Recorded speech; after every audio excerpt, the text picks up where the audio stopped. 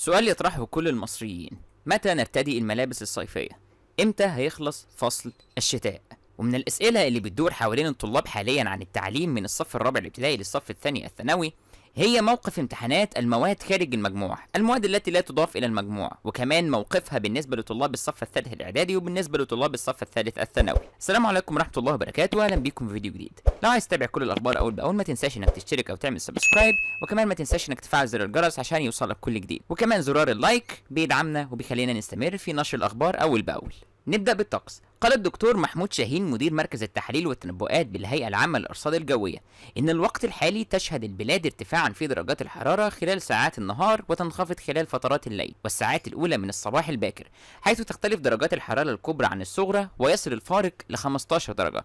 وأضاف شاهين: ستبدأ حالة الطقس في الاستقرار طوال اليوم بعد شم النسيم، أي بعد أسبوع من الآن، والوقت الحالي ما ينفعش نثبت نوعية ملابس واحدة، لكن لو بنسهر خارج البيت لازم يكون في جاكيت خفيف لعدم الإصابات بأي نزلات برد.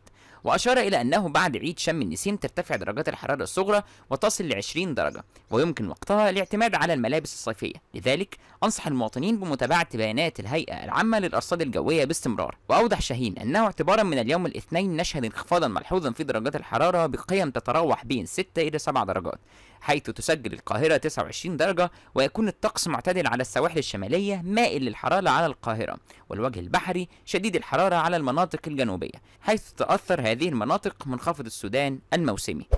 وأكد أن حالة الطقس خلال الاثنين والثلاثاء تكون مستقرة، ومن الأربعاء المقبل نشهد ارتفاعا مرة أخرى في درجات الحرارة في أغلب المناطق، حيث تسجل القاهرة 33 درجة، ويوم الخميس تسجل 36 درجة، ويوم الجمعة تصل الحرارة ل 38 درجة. ومن الطقس ننتقل إلى التعليم، حيث حسم الدكتور رضا حجازي نائب وزير التربية والتعليم الفني موقف امتحان المواد غير المضافة للمجموع لطلاب النقل من الصف الرابع الابتدائي وحتى الصف الثاني الثانوي.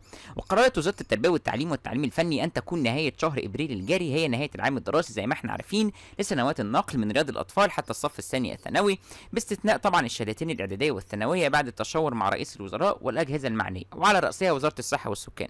ولكن قال حجازي المصراوي إنه سيتم إجراء امتحانات المواد غير المضافة للمجموع بنظام الامتحان المنزلي لجميع الطلاب من الصف الرابع الابتدائي وحتى الثاني الثانوي، موضحا أن الإدارات التعليمية ستولى إعداد الامتحانات للمواد غير المضافة للمجموع. يعني حضرتك المفروض المواد غير المضافة للمجموع هتمتحنها في المنزل، سواء كنت في ابتدائي أو سواء كنت في ثانوي أو سواء كنت في إعدادي. أما بالنسبة للصف الثالث الإعدادي والصف الثالث الثانوي بالنسبة برضه للمواد غير المضافة للمجموع، فدكتور طارق شوقي قال إنه هيقرر ده بعد العيد إن شاء الله، هيقول القرار النهائي بالنسبة للمواد التي لا تضاف إلى المجموع، وهيقول آلية التقييم فيها هتكون عاملة إزاي. وبكده نكون نقلنا كل الاخبار في الفيديو ده. لو عايز اي استفسار سيبه هنا في الكومنتس ان شاء الله ونرد عليك، وما تنساش انك تشترك وتفعل زر الجرس عشان يوصلك كل جديد. نشوفكم في فيديوز جديده ان شاء الله، والسلام عليكم ورحمه الله وبركاته.